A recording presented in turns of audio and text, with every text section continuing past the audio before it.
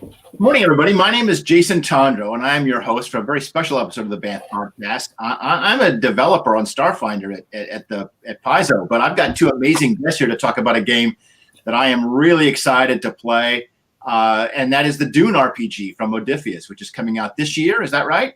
Yeah. Yeah. And we've got Chris Burt from Modiphius and Andrew Peregrine. And can you guys just tell us what are your specific role? If folks here in the States may not know a lot about Modiphius, what's your role at the company and on this game in particular? Well, Chris has to go first on that one because he's the ranking member. Okay. Well, I started Modiphius with my lovely wife Rita, who's just been stroking the cat in the background. Nice.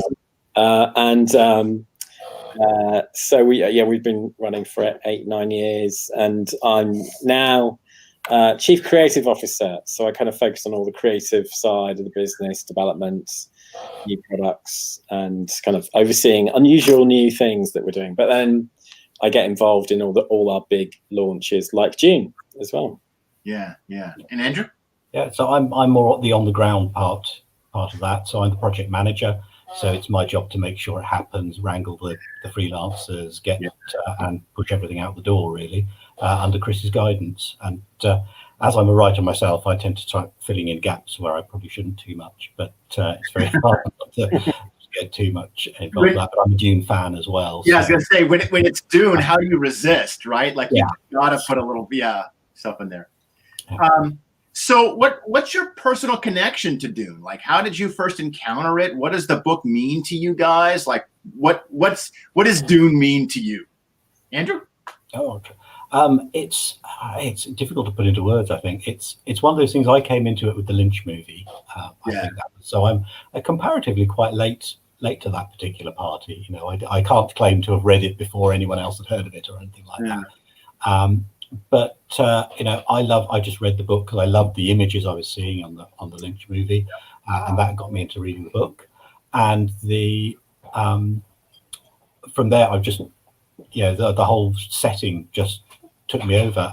In a way, I think a lot of people have with Lord of the Rings. For me, it was Dune. It's that same thing where it wasn't the characters so much that intrigued me as just the setting, how it fitted together. This great planet, all these noble houses politicking, and the scope of it is just incredible. So I think that it's that for me, it's my Lord of the Rings rather than because I haven't actually read Lord of the Rings. I played so much D&D that's I've sort of absorbed it by osmosis, so I never actually got around to reading those books. I absolve you. You. What are you doing? Oh God! So I used to help my granddad with his bookstall, the secondhand bookshop in when I was like 8, 9, 10, 12. So I'd come home with shopping bags full of Spider-Man comics and Weird War and all the greats in science fiction and fantasy. So I would just absorb by osmosis Asimov and books like Thongor, and Lynn Carter and Conan and John Carter and other things. So I remember Dune was one of those epics. You look back at a lot of those space fantasy books in the 70s and 80s were quite thin books with some simple premise of a warrior or against the odds, and Dune was quite different. It's this epic world, and it's so encompassing and absorbing, and a bit like Lord of the Rings. It's this vast book. It takes a while to get into it, and I think I tried a couple of times before I really grokked it, and it really stood out as being something quite special, and so much attention to detail, which which now is way more important. We really crave detailed worlds that feel real, and and I think Brian got that right at the beginning when everyone else was just doing, let's just churn out 100-page quick fantasy or science fiction adventure, and he was like still going at page 500. Yeah. So made such a difference and had such a huge impact on science fiction. Like you can see the origins in Star Wars and Sure. Tatooine and all sorts of places. So and of course the Lynch film. Who doesn't love a bit of Sting having a fight with his knife? I will do him. And of course Patrick Stewart just looks the same as ever. That's ages. So I know it's a big team, but I've really become aware of how important a whole team is when we make games like this in my few years at Paizo. Can you tell us about some of the other people working on the project and kind of what they're bringing to the game? Well, I just go down, some of the lists we've got of. It's been one of those things. The credits list for this is a list of people I would recommend for absolutely anything. We have a phenomenal team working on this book. We've got a load of for the writing team. We've got names like Chris Spivey involved, and Jason Jarrell's our line editor. So there's a lot of big names, but we've also got a lot of new voices. People like Mary Takuda, for instance, who's quite a new writer to us, but it's been fantastic. And every single name I would recommend to everyone. Then we have Katja, who's our art director. Yeah. She's got a whole stable of great artists. And as you'll see from the cover, we have Bastian, who did the Cult cover, has pulled something amazing together for that one. We're really pleased with. And I think the other, as well as all the back, let's say the backroom team of Modiphius. So we have Sam Webb, Cameron, Chris, senior management team, and all the people who are putting that together, and absolutely our graphic layout artist, Chris Webb, has done some phenomenal work. I am constantly blown away by what he comes up with. I will usually be saying, I've got this text and we want to put some pictures from it, and we've got to put nice borders to it, and it's got to look spacious. And I'll say, can you put all that on one page? And then the next thing I see is one page with everything on it and looking amazing. I don't know how he does it, but he does it, and it's phenomenal. So it's pretty much everything he turns out, I'm just blown away with. And hopefully people will be too. You should name check Joe LaFavi as well, who's our kind of intermediary between us and Legendary and Gale Force 9, who are obviously the kind of main licensee on the project, and they're obviously doing all the board games and other projects. And Joe is who we work with on a daily basis to upload approvals and ensure it goes smoothly. That's interesting. So are you sort of sub-licensing the game from Gale Force 9? Yeah, so Gale Force 9 are the master licensee for Dune.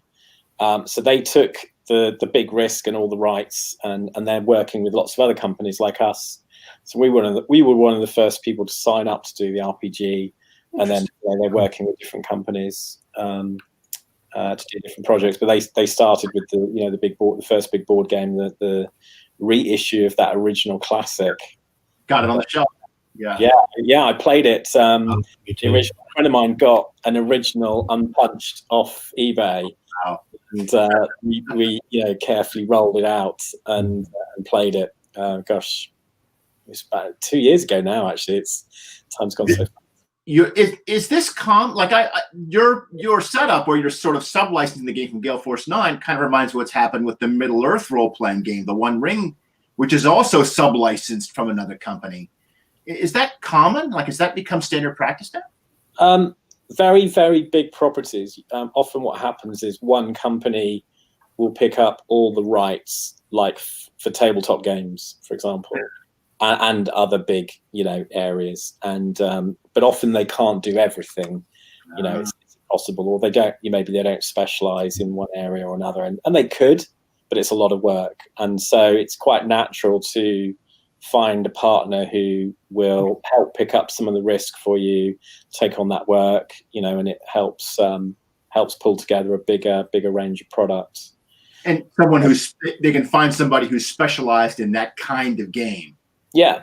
Right. They just might not have role players in their shop. They might be a board game company or whatever. Yeah, exactly. I mean, none of us really do everything. I mean, maybe except Fancy Flight, pretty much have done everything.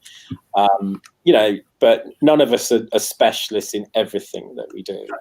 You know, so we're probably best known for role-playing games, although with Fallout and Elder Scrolls, we've made a name for ourselves with miniature games.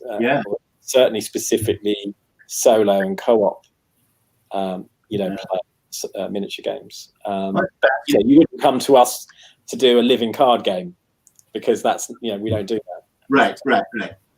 So speaking of the license, like what elements of Dune can you do? Like are you using just the original Frank Herbert novels? Can you use the stuff from the Brian Herbert and other sequel novels, the Kevin Anderson books, or can you use the film adaptations? Like what does your license cover? Well, we have pretty much everything that's canon, basically. So it is the Frank Herbert books are our primary source, but we are also moving into the Brian Herbert, Kevin J. Anderson books as well. They fill in a lot of gaps and expand into so many different eras. You know, there's a fair few things, you know, that the fans might consider canon that aren't, you know, beyond those books. So we don't go near those. And of course, we are not following the movie, but we are inspired by the movie, which is actually a great position to be in. So we have a certain amount of leeway to make our own vision of Dune, but we've got all this, frankly, amazing stuff that we've seen that just inspires us to create the direction we're going in. That's similar, obviously, but inspired by rather than copying. But we're not going to see like production stills from the films. I mean, our art is our own thing. We have been able to. We've been very privileged to see some of the bits and pieces. Yeah, I describe it as a bit like two ships, you know, passing in the ocean. One is the movie, and the other, and we're quite close, but we're kind of going in slightly different directions. And, you know, we're using a lot of very familiar imagery from the films, but also, you know, the films don't cover everything we're covering. So in some places we're extrapolating or, you know, expanding on it. So in many ways, I think this is the best possible world, really, because when the Lynch movie was the only version of Dune, people imagined that that's what it must look like, right? Like that's what a still suit looks like. That's what a sandworm looks like. That's what Dune looks like. But the more different versions of Dune that come out, the more the individual person realizes they can make it look however they want it to look, right? And that's the great thing with Star Wars is that, well, you've got so many different, you know, cartoons and, you know, animations and films and stuff that it's, you know, there's all sorts of variations of stormtroopers down the line. But, you know, and of course it's the tricky thing is we've got the Lynch film so ingrained in our memory that you've got to sometimes like, no, you don't always have lightning around sandworms. You know, there's lots of little things that you have to keep reminding yourself to kind of not, you know, turn off the movie in your head and kind of start afresh almost. And of course, the Bible is you always go back to the book. What does the book describe it as? You know, and that's our guide at the end of the day is what does the book say?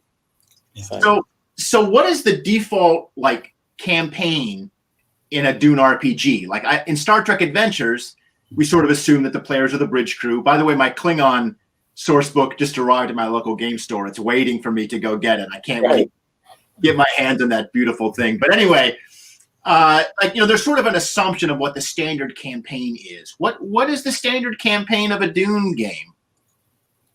Well, for us, we're starting on, there's a lot of layers to this one. We're starting the campaign on Arrakis because it's called Dune for a reason. That's where everything is happening, even if it's a little bit outside all the Imperial Court and everything. That's where the real action is going on for in some cases. And your characters will all be members of their own noble house. Okay. Now, at the point of the core rule book, you will be the elite agent. So you're not just sort of, you know, a bunch of soldiers. You're the guy they send in when they need something done. But people they really trust. So you can be people who are Bene Gesserit, possibly even Fremen, who have connected to the house.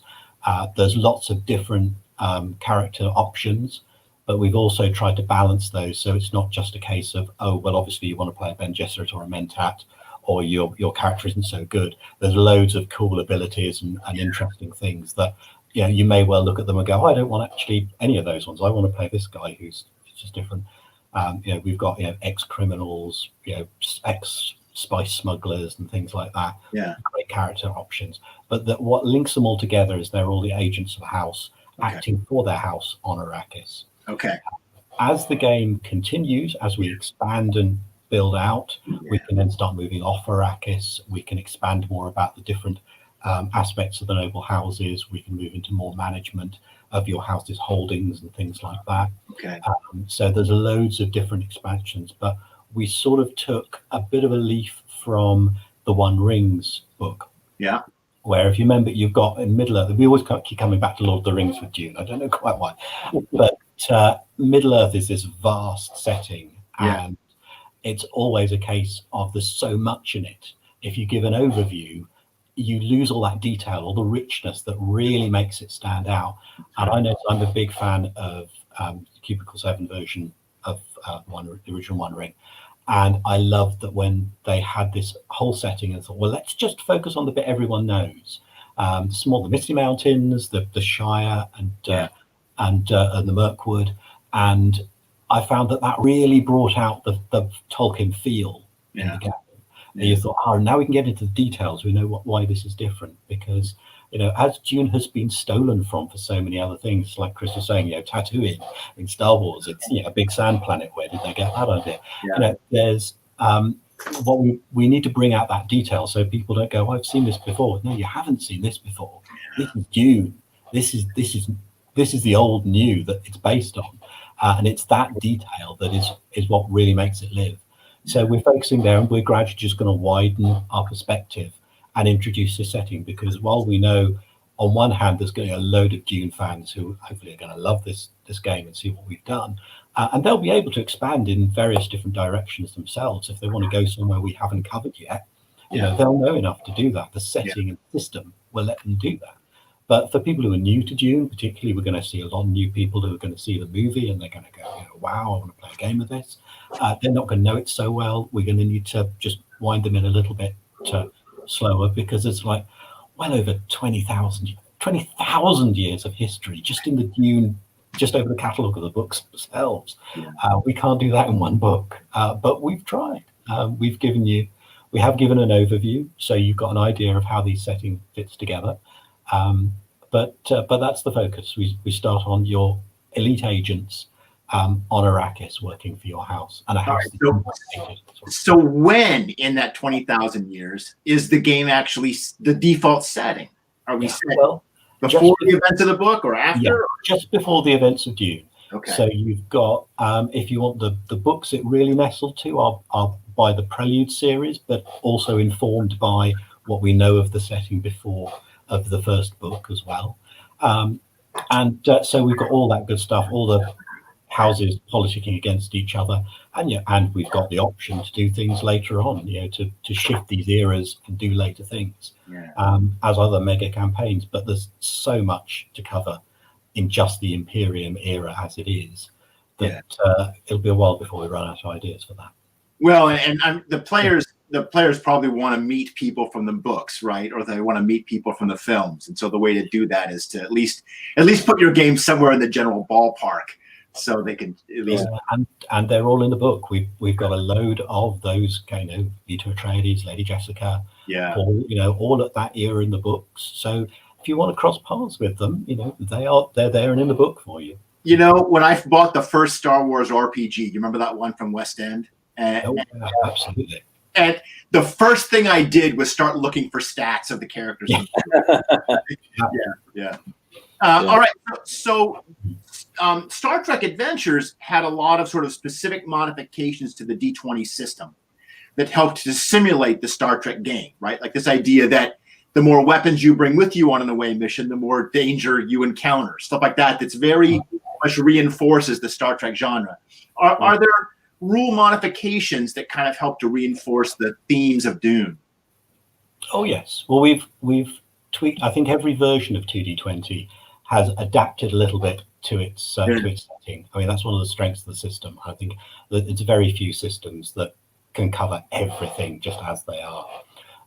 So if you know Star Trek, you will know Dune very well, and the basic idea is the same.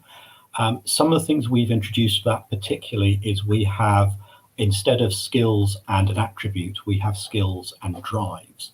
Okay. So what you are mixing is not just what skill you are using, but why you are trying to do something. Is it because you want power? Is it because you want you faith or judgment that you want to pass on something?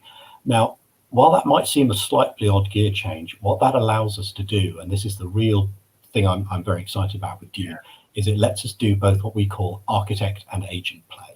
Okay. So, as in Star Trek, you're usually the away team or the like, and you need to be on the ground doing things. Yeah, and you can do that in Dune with the same system. If your guys want to go and be the ones to go into the facility, or do the meeting with the trade association or whatever, that is all up to you. But the other option you can do is architect play, because you're not using the physical aspects of your character to do skill checks. You can do things from a huge distance. So you can play the whole game with all your characters effectively sitting around a table, moving assets and pawns around the universe across different planets, but rolling using the same system and the same stuff you're used to, as if they were the ones actually knocking on the door and fighting themselves.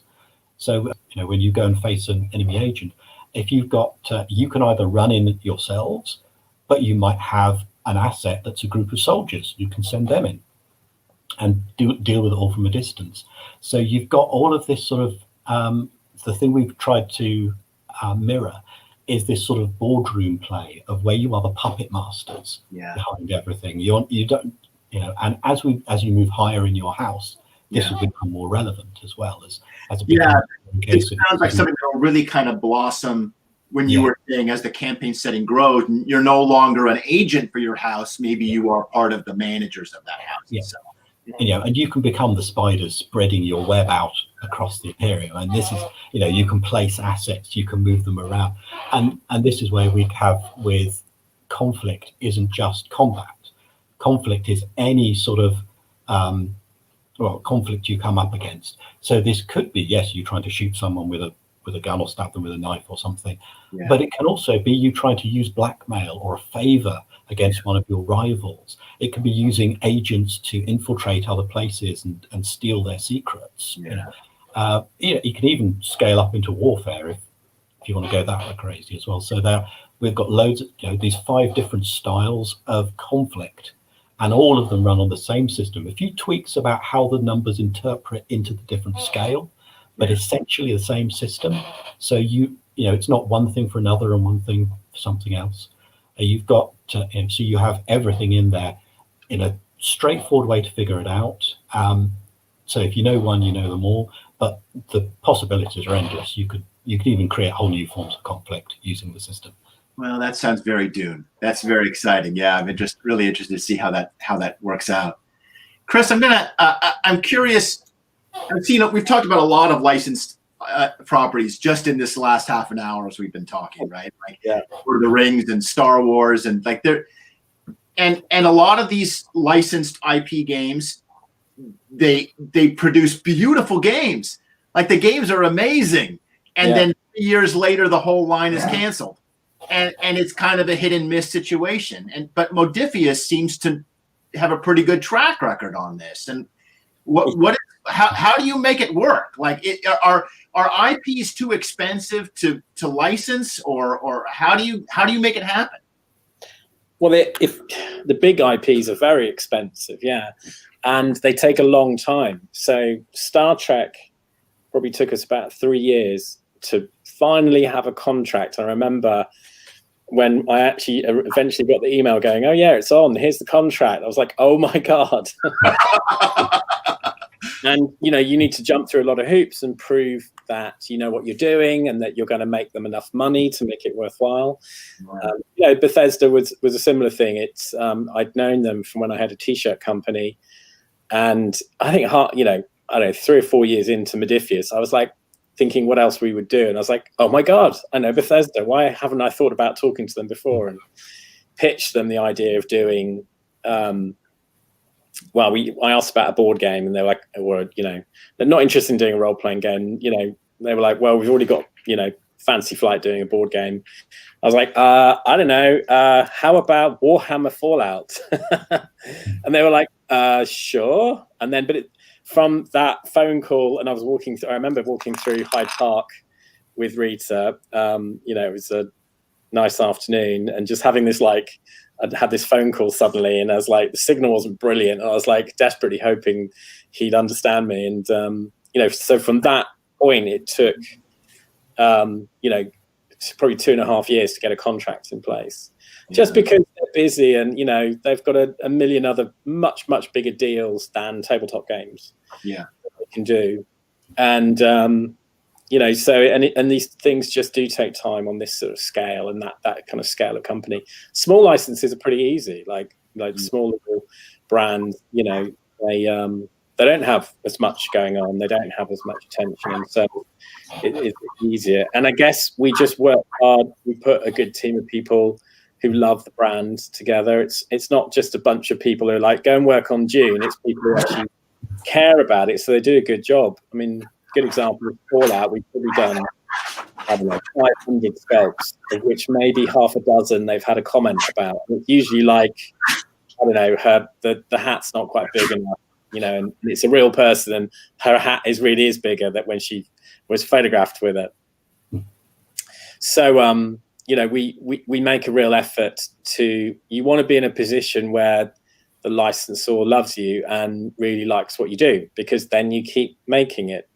And it doesn't always work out. Like Thunderbirds is a good example. We made a great game, had a big Kickstarter, game did really well, and sold through. And, the last year, at one point, we were like, oh, gosh, we've got a bit left. And then suddenly it had all gone. But the license was over, and it wasn't worth renewing it to make another 10,000 or 5,000. It was just a good run. And, sometimes I think more with board games, they tend to be one and done, or they just keep selling forever. Agatha Christie is a great card game we've done a couple of years back, and it just keeps selling through Asmodee. And, they keep reordering, and it keeps selling, and it's a great little party game, and it's timeless. And role-playing games are a good example where it's a lot of work to keep supporting them, because you've got to keep generating a lot of content. But if you do, it just keeps selling. I mean, Conan is a good example. We had a ridiculously big Kickstarter with a stupid number of books that we funded, like 20 hardback books, that we literally only finished them, early last year. And finally, the last shipments went out at December for the very, very last people who were waiting on the very last books. Yeah. And, and now there's 7 books still to come out in retail. And this is like 3 years after the Kickstarter. So that will just keep going and going. And we've got another couple of campaigns in the works for it. And, a good, Star Trek is an evergreen. It just keeps selling. And if you keep paying the licensor money, they're happy for you to do stuff. And, we just picked up the Discovery and Picard rights. Yeah. So that's going to be like the next stage of life for Star Trek. It's going to... I think you guys know Aid Smith. Yes, yeah. Well, Aid and I co-host a Star Trek podcast every week. And we... Oh, great. Well, we should come and talk. Yeah. Yeah.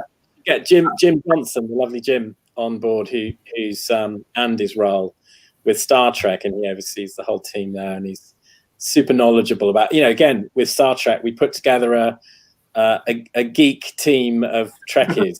Yeah.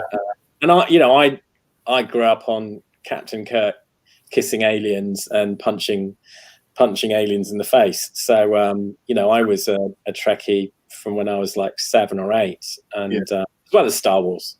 I always say Star Wars is your it used to be when it was just film. Star Wars is your uncle that turns up once every year with a big bag of presents. Yeah. And Star Trek is your best mate that lives next door that you play games with like every day.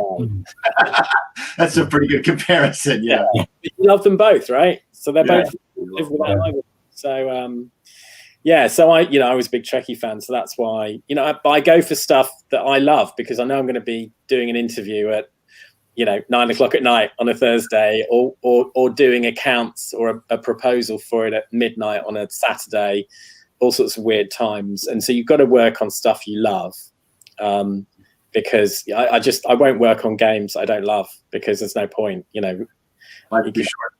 Yeah, life is definitely too short. So and now we're actually we've made some space in our project calendar to release some of our own new projects this year. So we've got a big new IP, actually maybe two, but definitely one big new IP launching this year, based on our Acts in Cthulhu universe. Oh yeah, which I spoke about in our blog at Christmas.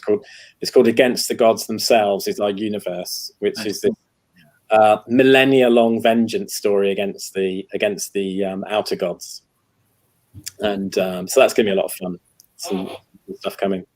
Well, since it is 9 o'clock at night where you are, last question, and I'll let you get back to your wonderful family. Here at Starfinder, we've been doing a story that's kind of shares some aspects with Dune in the sense that it could potentially be very colonial in its aspects. Like you're landing on another planet and there's already people that are there, and colonialism can be a real challenge in science fiction games like ours. And Dune has had that critique for many years, and I was wondering, did you guys talk about these colonial themes in Dune?